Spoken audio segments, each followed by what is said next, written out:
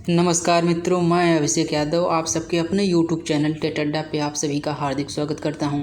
मित्रों, यदि अभी आपने चैनल को लाइक और सब्सक्राइब नहीं किया है तो कृपया सब्सक्राइब कर दें ताकि नई नोटिफिकेशन आप तक पहुंचे।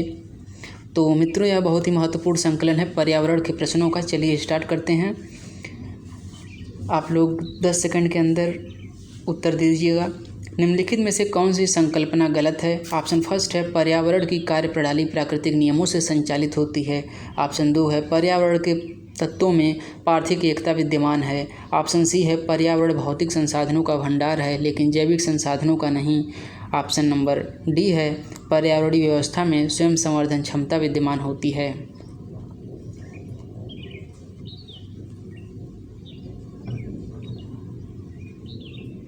जी हाँ मित्रों, इसका ऑप्शन नंबर सी सही है, क्योंकि पर्यावरण सिर्फ भौतिक संसाधनों का भंडार है यह तो हो ही नहीं सकता। वह जैविक संसाधनों का भी भंडार होता है, क्योंकि आप अपने अगल बगल चाहे जो भी चीज़ें सुनते, देखते, पहनते हैं, यहाँ तक कि जिसका प्रभाव आप पे पड़ता है वह भी पर्यावरण है। सिर्फ हेरिडिटी को छोड़ दें तो बाकी सभी चीज़ें पर्यावरण के अंतर्गत आती हैं। तो हमारा सी नंबर सही नहीं हो सकता, आता यह गलत है। ठीक है, आगे हम लोग देखते हैं। निम्नलिखित में से कौन सी व्यवस्था प्राकृतिक नियमों से संचालित नहीं होती है? फर्स्ट ऑप्शन है खाद्य श्रृंखला, दूसरा है मानव प्रेरित पारिस्थितिकी तंत्र, तीसरा है ऊर्जा का प्रवाह और चौथा ऑप्शन है जैव भू रासायनिक चक्र।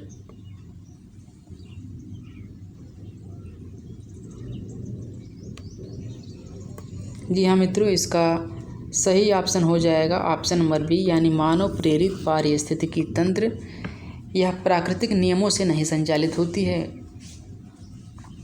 बाकी खाद्य श्रृंखला, ऊर्जा का प्रवाह और जैव भू रासायनिक चक्र ये तीनों संचालित होती हैं। ठीक है, इसके बाद हम लोग देखते हैं। कथन और कारण दिया गया है, आपको सही उत्तर ट्रिक करना है। तो कथन दिया गया है कि पर्यावरण अपार शक्ति का भंडार है और इसके लिए कारण दिया गया है कि पर्यावरणीय शक्तियों एवं प्रक्रियाओं के फलस्वरूप पर्यावरणीय तत्वों का निर्माण होता है।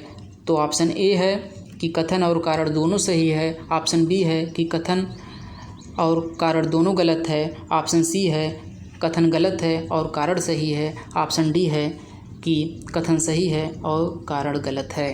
तो सही ऑप्शन आप लोग दीजिएगा मित्रों। जी हाँ मित्रों, बिल्कुल सही।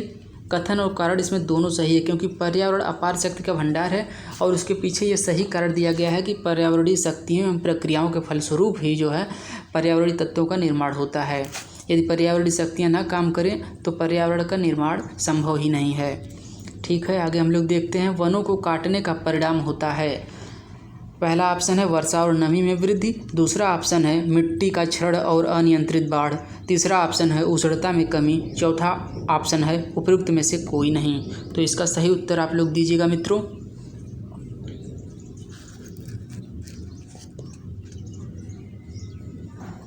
जी हाँ, इसका सही उत्तर हो जाएगा ऑप्शन नंबर बी। इसका सही उत्तर हो जाएगा ऑप्शन नंबर बी, यानी मिट्टी का क्षरण और अनियंत्रित बाढ़ वनों के काटने का परिणाम होता है। और वर्षा और नमी में वृद्धि ये वनों के काटने का परिणाम नहीं हो सकता है। और उष्णता में कमी ये भी इसका कारण नहीं है। उपयोग में से कोई तो होगा ही नहीं। तो option number B is correct. ठीक, इसके बाद हम लोग देखते हैं वृक्षों तथा वनों को काटने से किस प्रकार की हानि होती है। पहला है वायुमंडलीय परिवर्तन, दूसरा है प्रदूषण का खतरा, तीसरा है भूमि संरक्षण और चौथा ऑप्शन है उपयुक्त सभी।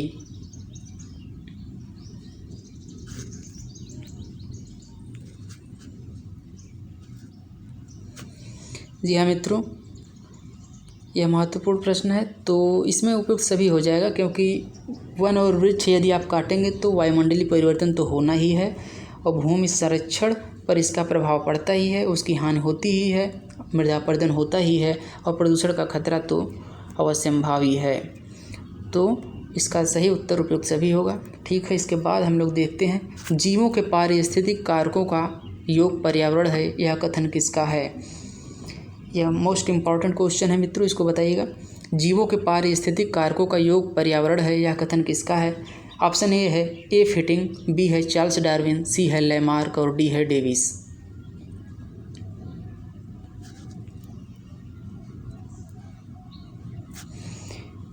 जी हाँ मित्रों, ए फिटिंग इसका सही उत्तर होगा। ठीक है, इसके बाद हम लोग देखते हैं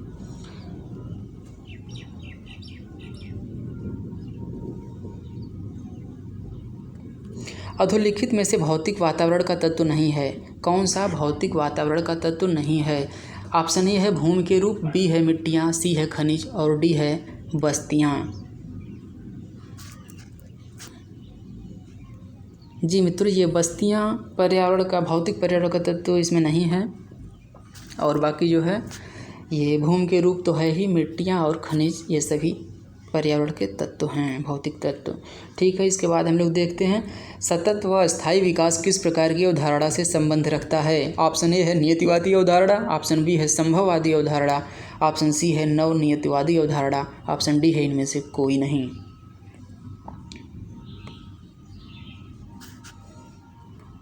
जी मित्रों, ये इम्पोर्टेंट क्वेश्चन है, इसलिए मैंने इसे ट्रिक भी किया है। नव नियतिवादी अवधारणा इसमें सही हो जाएगा। ठीक है, अगला हम लोग देखते हैं पर्यावरण एक अविभाज्य समष्टि है जिसकी रचना होती है भौतिक तंत्र से या फिर जैविक तंत्र से या फिर भौतिक एवं जैविक तंत्रों से, कि ऑप्शन डी पूछा है भौतिक जैविक एवं सांस्कृतिक तत्व वाले पारस्परिक क्रियाशील तंत्रों से। तो इसका सही उत्तर आप लोग दीजिएगा।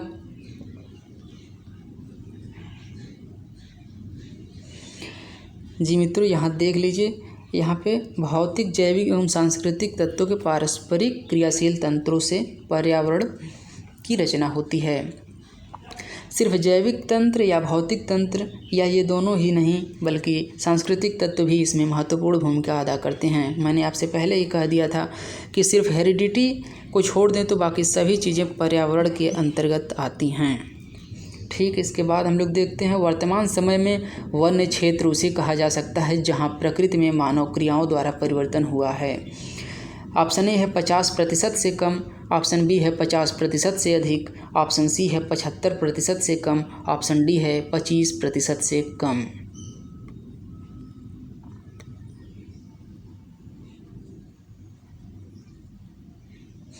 जी हाँ, 50% से कम, ये इसका सही उत्तर हो गया।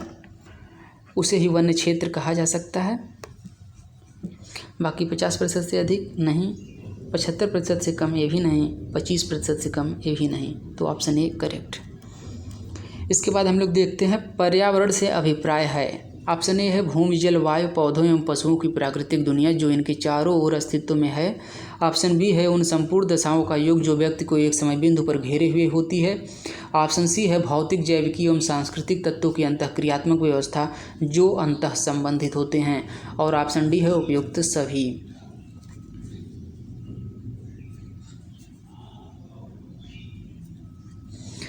जी बिल्कुल सही मित्रों, इसमें उपयुक्त सभी जो है आ जाएंगे। आप देख सकते हैं इसमें उपयुक्त सभी, इसका अभिप्राय, पर्यावरण का अभिप्राय उपयुक्त सभी तत्व व्याख्या करते हैं। ठीक, इसके बाद हम लोग देखते हैं संयुक्त राष्ट्र संघ ने वर्ष 2002 को किसका अंतर्राष्ट्रीय वर्ष घोषित किया है। ऑप्शन ए है सतत विकास का, बी है स्वच्छता वर्ष का, ऑप्शन सी है वन संरक्षण वर्ष का, ऑप्शन डी है जल संरक्षण वर्ष का।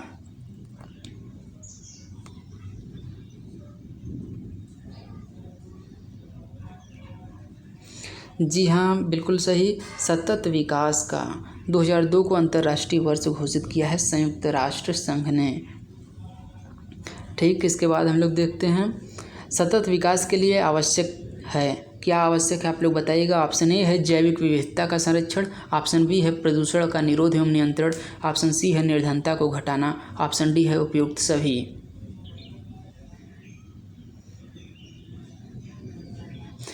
जी हाँ, बिल्कुल सही मित्रों, इसमें उपयुक्त सभी हो जाएगा सतत विकास के लिए, क्योंकि ये तीनों ही जरूरी चीज़ें हैं। जैविक विविधता का संरक्षण भी आवश्यक है। यदि जैविक विविधता नहीं रही, कोई भी यदि चरण खत्म हो जाता है, जैविक विविधता ना रहे, मान लीजिए प्राथमिक उपभोक्ता ही खत्म हो जाते हैं या द्वितीयक या प्रोड्यूसर ही खत्म हो जाता है, तो समस्त श्रृंखला ही टूट जाती है और सबका नाश हो जाता है। तो ये जैव विविधता का संरक्षण आवश्यक है। प्रदूषण निरोध एवं नियंत्रण भी इसमें आवश्यक है और निर्धनता को घटाना सतत विकास के लिए तो आवश्यक है ही। तो उपयुक्त सभी सही है। इसके बाद हम लोग देखते हैं धारणीय विकास किसके उपयोग के संदर्भ में अंतर पीढ़ीगत संवेदनशीलता का विषय है। ऑप्शन ए है प्राकृतिक संसाधन, ऑप्शन बी है भौतिक संसाधन, ऑप्शन सी है औद्योगिक संसाधन और ऑप्शन डी है सामाजिक संसाधन। तो इसका सही उत्तर आप लोग मित्रों बताइएगा।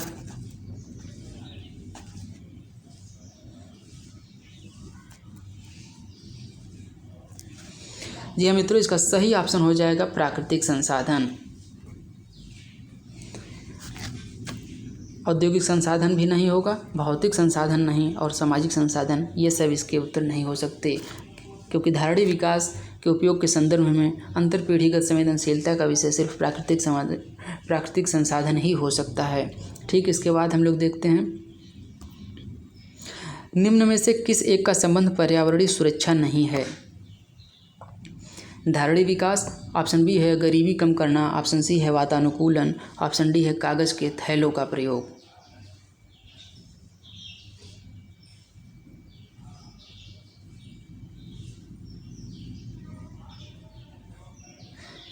जी हाँ, इसका सही उत्तर हो जाएगा वातानुकूलन, क्योंकि इसका संबंध पर्यावरणीय सुरक्षा नहीं है। बाकी धारणीय विकास से पर्यावरणीय सुरक्षा होती ही है, गरीबी को कम करने से होती है सुरक्षा, कागज़ के थैलों के करने से होती है, क्योंकि प्लास्टिक जो है ये वातावरण में जल्दी ख़त्म नहीं होते हैं, नुकसान पहुंचाते हैं, इसलिए ये महत्वपूर्ण भूमिका अदा करता है। तो केवल ये इसमें सही हो जाएगा। और इसके बाद हम लोग देखते हैं अगला क्वेश्चन। निम्नलिखित वर्षों में से कब पर्यावरण संरक्षण अधिनियम पारित हुआ था। ऑप्शन ए है 1982, ऑप्शन बी है 1986, ऑप्शन सी है 1990, ऑप्शन डी है 1994। बहुत इंपॉर्टेंट क्वेश्चन है मित्रों। आप किसी भी एग्ज़ाम की तैयारी करते हैं, यदि उसमें पर्यावरण से संबंधित प्रश्न पूछे जाते हैं तो यकीन करिए इसमें से अवश्य प्रश्न पूछे जा सकते हैं।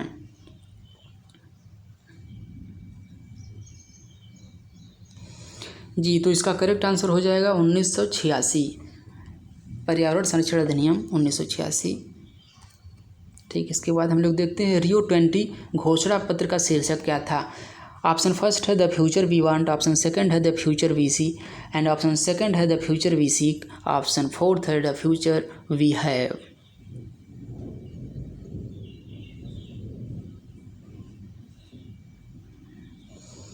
बहुत इंपॉर्टेंट है मित्रों, ये द फ्यूचर वी वांट इसका शीर्षक था, रियो 20 घोषणा पत्र का शीर्षक था। रियो 20 घोषणा पत्र 2012 में हुआ था, ये आप लोग याद रखिएगा। ठीक, इसके बाद हम लोग देखते हैं आमतौर पर समाचारों में आने वाला रियो +20 सम्मेलन क्या है। तो पहला ऑप्शन है यह धारणीय विकास यानी सस्टेनेबल डेवलपमेंट संयुक्त राष्ट्र सम्मेलन है, ऑप्शन बी है यह विश्व व्यापार संगठन की मंत्रिवर्गीय बैठक है, ऑप्शन सी है यह जलवायु परिवर्तन पर अंतर सरकारी panel inter governmental panel on climate change का सम्मेलन है और ऑप्शन डी है यह जैव विविधता पर कन्वेंशन के सदस्य देशों का सम्मेलन है। तो मित्रों आप लोग सही उत्तर दीजिएगा।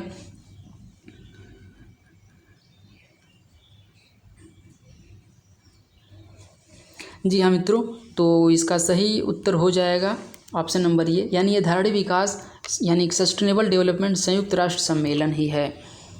ठीक, इसके बाद हम लोग देखते हैं पृथ्वी सम्मेलन +5 आयोजित हुआ था। ऑप्शन फर्स्ट है 2005 में, ऑप्शन सेकंड है 2000 में, ऑप्शन सी है 1999 में, ऑप्शन डी है 1997 में।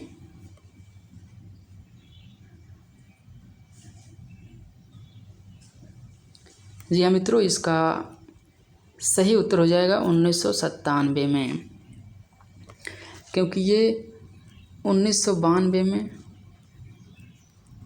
मुख्य रूप से पृथ्वी सम्मेलन हुआ था और +5 इसमें लिखा है, तो +5 इसमें आप करेंगे तो 1997 आ जाता है। ठीक, इसके बाद हम लोग देखते हैं निम्न में से कौन सरोवर या झील में तेज़ी से वृद्धि करते हैं। ऑप्शन फर्स्ट है सिंघाड़ा, ऑप्शन बी है हाइड्रिला, ऑप्शन सी है जलकुंभी, ऑप्शन डी है नागफनी। तो इसका सही उत्तर आप लोग मित्रों दीजिएगा।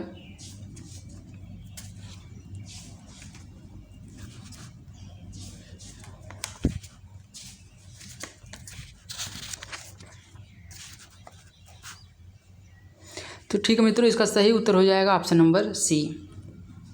जलकुंभी झील या सरोवर में सबसे तेज़ी से वृद्धि करती है। ठीक है, इसके बाद हम लोग देखते हैं निम्न में से कौन सरोवर या झील में तेज़ी से वृद्धि करते हैं। ये तो हम लोग देख चुके हैं। ठीक है, इसके बाद हम लोग देखते हैं वन के पेड़ों की छालों पर उगे मिलते हैं। क्या उगे मिलते हैं वन के पेड़ों की छालों पर, यह हमें बताना है। तो ऑप्शन फर्स्ट है जीवाणु, ऑप्शन बी है लाइकेन, ऑप्शन सी है कवक और ऑप्शन डी है मॉस।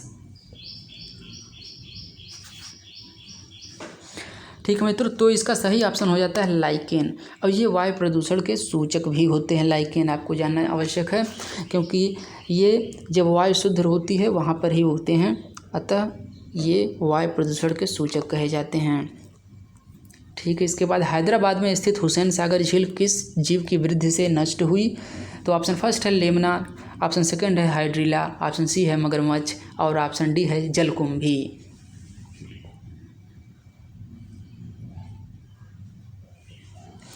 हाँ तो मित्रों, इसका सही उत्तर हो जाएगा जलकुंभी। जलकुंभी हैदराबाद में स्थित हुसैन सागर झील इसी जलकुंभी की वजह से नष्ट हुई थी। ठीक, इसके बाद हम लोग देखते हैं मरुस्थल में उगने वाले पौधे कहलाते हैं मेजोफाइट, दूसरा है हाइड्रोफाइट्स, तीसरा ऑप्शन है जीरोफाइट्स, ऑप्शन फोर्थ है हेलोफाइट्स।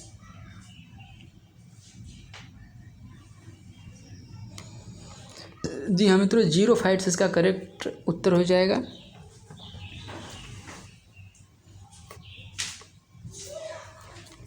ठीक है, इसके बाद हम लोग देखते हैं पादप वृद्धि हेतु सबसे उपयुक्त है। ऑप्शन फर्स्ट है बालू, ऑप्शन सेकंड है दोमट मिट्टी, ऑप्शन सी है चिकनी मिट्टी, ऑप्शन डी है बजरी। तो कौन इसका सही उत्तर होगा, आप लोग बताइएगा।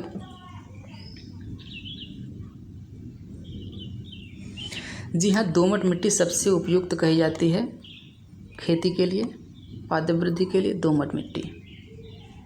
बजरी का कण जो कि बहुत बड़ा होता है इसलिए यह उपयुक्त नहीं होती है। चिकनी मिट्टी भी नहीं उपयुक्त सबसे ज़्यादा होती है। बालू पानी की मात्रा ज़्यादा अवशोषित करता है और इसके कण भी मोटे होते हैं, इसलिए यह भी नहीं होती है। तो सही है दोमट मिट्टी। ठीक, इसके बाद हम लोग देखते हैं निम्नलिखित में से कौन सा कारक किसी स्थान की वनस्पति निर्धारित करता है। तो कह रहा है प्रकाश या फिर वर्षा की मृदा या फिर मृदा जल। कौन सा इसमें सही उत्तर होगा, आप लोग बताइएगा।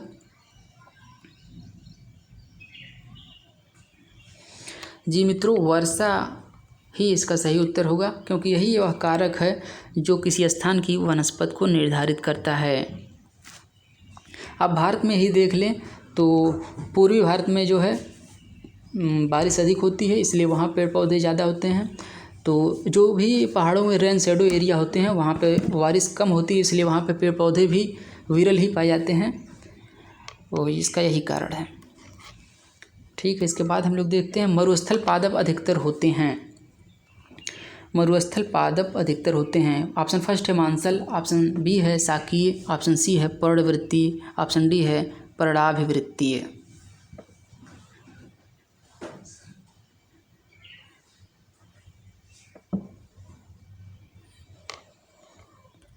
तो मित्रों, मरुस्थल पादप मांसल होते हैं, क्योंकि उन्हें अपने अंदर जल की क्षमता बनाए रखनी होती है। ये मरुस्थल में पाए जाते हैं, इसलिए इनकी पत्तियां भी नुकीली होती हैं ताकि वाष्पोत्सर्जन कम हो सके।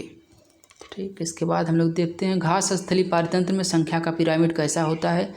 ऑप्शन फर्स्ट है सीधा, ऑप्शन बी है उल्टा, ऑप्शन सी है दोनों में से कोई नहीं, ऑप्शन डी है इनमें से दोनों। जी हाँ मित्रों, इसका सही ऑप्शन हो जाएगा सीधा।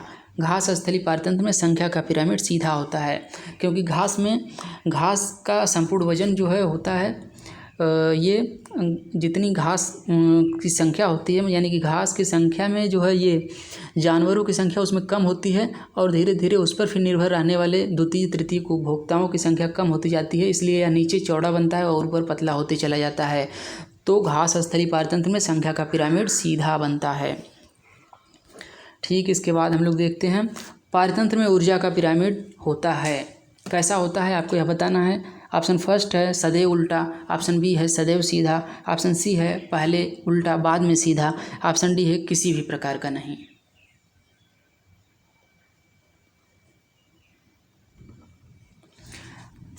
तो जी मित्रों, इसका सही ऑप्शन हो जाएगा सदैव सीधा ही बनता है ऊर्जा का भी पिरामिड, क्योंकि ऊर्जा आप जानते हैं कम होती जाती है, 10% ही प्राप्त होती है।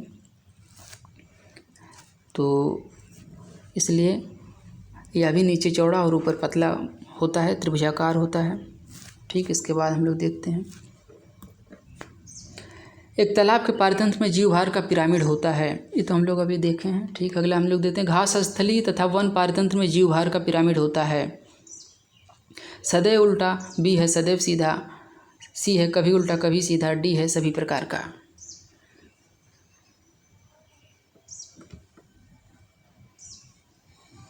जी हाँ मित्रों, इसका सही उत्तर होगा सदैव सीधा, क्योंकि समस्त घास और पेड़ों का यदि जैवभार निकाल दिया जाए तो उसमें जो भी जंतु रहते हैं और उनके जैवभार को यदि वजन किया जाए तो जो पेड़ पौधों का जैवभार है वह ज़्यादा होता है, इसलिए इसका भी पिरामिड सदैव सीधा ही बनता है। ठीक, इसके बाद हम लोग देखते हैं खाद्य जाल में ऊर्जा का प्रवाह होता है, एक दिशी होता है या फिर द्विदिशी होता है या फिर कह रहा है चतुर्दिशी होता है या फिर त्रिदिशी होता है। आपको सही उत्तर बताना है। जी, इसमें सही उत्तर हो जाएगा एक दिशी। हमेशा खाद्य जाल में ऊर्जा का प्रवाह एक दिशा में ही चलता है मित्रों। ठीक, इसके बाद हम लोग देखते हैं एक खाद्य स्तर से दूसरे खाद्य स्तर में जाने पर ऊर्जा का ह्रास होता है। कितना ह्रास होता है तो मैंने अभी आपको बताया है कि सिर्फ 10% प्राप्त होती है, बाकी 90% खत्म हो जाती है ऊर्जा। तो इसका सही आंसर डी हो जाएगा। ठीक, इसके बाद हम लोग देखते हैं सर्वप्रथम पारिस्थितिक स्तूप की परिकल्पना प्रस्तुत की। कौन प्रस्तुत किया? फर्स्ट ऑप्शन है चार्ल्स हेल्टन ने, सेकंड ऑप्शन है ओडम ने, सी ऑप्शन दिया है डार्विन ने, ऑप्शन डी है टेंसले ने।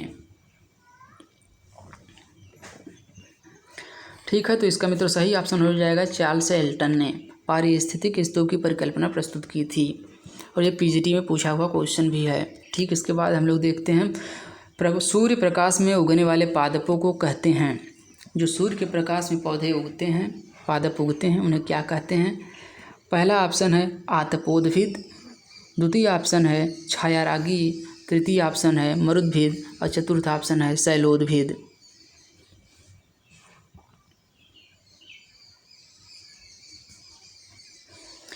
जी हाँ, आतपोदभिद होते हैं। आप ऐसे भी याद रख सकते हैं कि सूर्य में गर्मी होती है और उसमें तप होता है, तो ये आतप मतलब आतप से बना है, आतपोदभिद। ठीक, इसके बाद हम लोग देखते हैं अधिक वर्षा वाले उष्ण क्षेत्रों में भारी वर्षा होती है, अतः वहाँ वन होते हैं।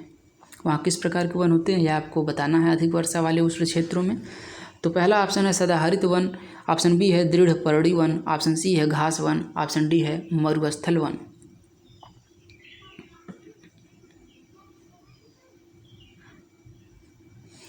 जी हाँ मित्रों, इसका सही ऑप्शन हो जाएगा सदाहरित वन, क्योंकि वहाँ वर्ष भर वर्षा होती रहती है, तब वहाँ पत्तियाँ कब झड़ती हैं और कब नई पत्ती आ जाती हैं तो पता नहीं लग पाता है, क्योंकि वे बहुत घने होते हैं।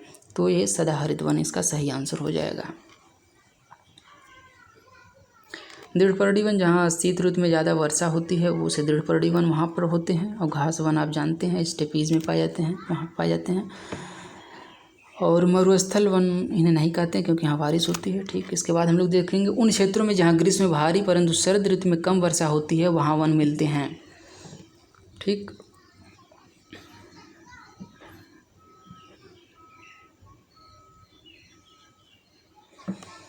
ठीक है, यहाँ घास वन इसका सही उत्तर हो जाएगा।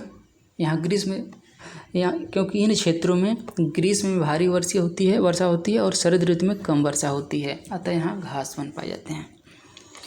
इसी वजह से इनकी वृद्धि भी नहीं हो पाती है। इनकी वृद्धि 1 फीट लगभग होती है। घास वनों में घास पाई जाती हैं। ठीक, इसके बाद हम लोग देखते हैं वायुमंडल का वह क्षेत्र जिसमें बादलों का बनना, बिजली का कड़कना, तूफानों व आंधियों का होना पाया जाता है, वह कहलाता है। तो वह क्या कहलाता है? समताप मंडल कहलाता है, या फिर क्षोभ मंडल कहलाता है, या फिर मध्य मंडल कहलाता है, या फिर आयन मंडल कहलाता है।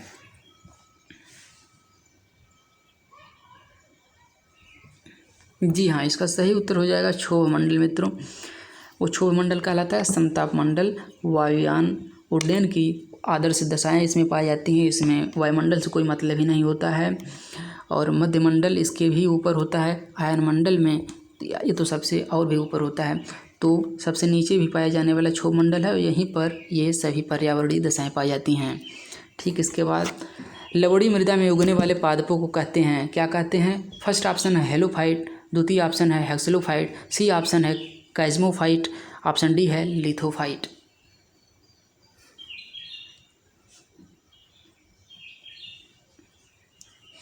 जी हाँ, लवणीय मृदा में पाए जाने वाले को हेलोफाइट कहा जाता है। हेलो या नमक से बना हुआ शब्द है हेलोफाइट, ये लवणीय मृदा में पादपों को पाए जाते हैं। ठीक मित्रों, यदि आपको सीरीज अच्छी लगी तो लाइक और सब्सक्राइब कर दीजिए। ठीक मित्रों, धन्यवाद।